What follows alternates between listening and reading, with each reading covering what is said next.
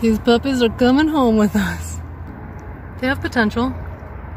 So I found these real deal Shasta daisies on the clearance rack at Lowe's, and they look pretty good. These are the dried flowers.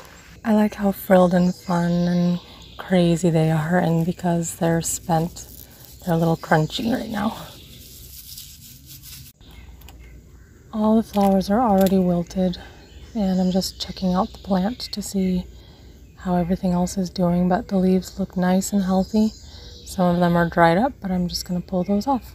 Looking down closer toward where the stems come out of the pot itself, it looks like they are very healthy, so there's a lot of potential. I'm just starting by literally pulling away the leaves that will come off this way.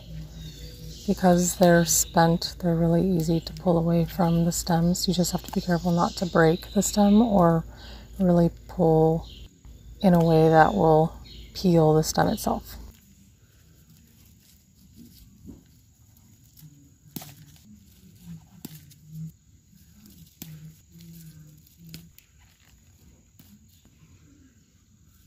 This plant, along with others, was on the clearance rack at Lowe's in the garden center, and most of the plants there were either withered or had been on sale since early spring and just were done. Some of the plants are too far gone, but sometimes you can find some gems that you can most likely save.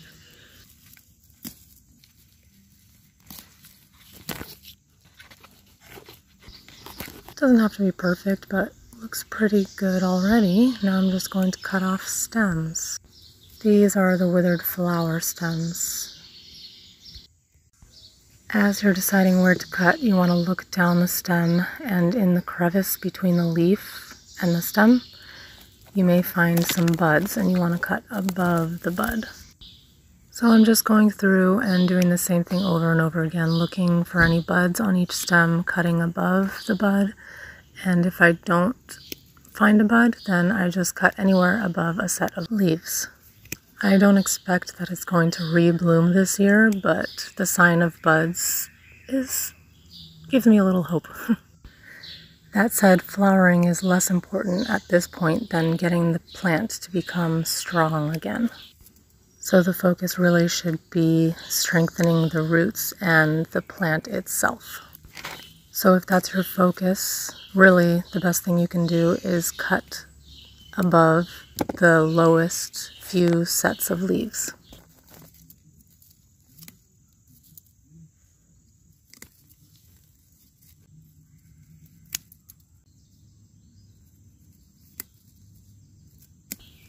This isn't a difficult task, it just requires a little bit of patience and care.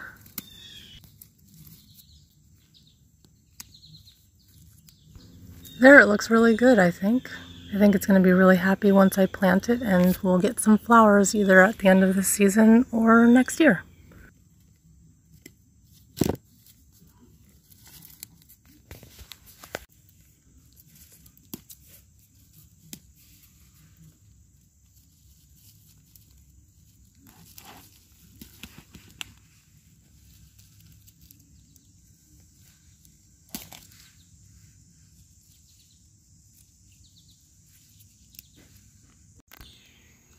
Down at the bottom you can see new stems growing in from the base.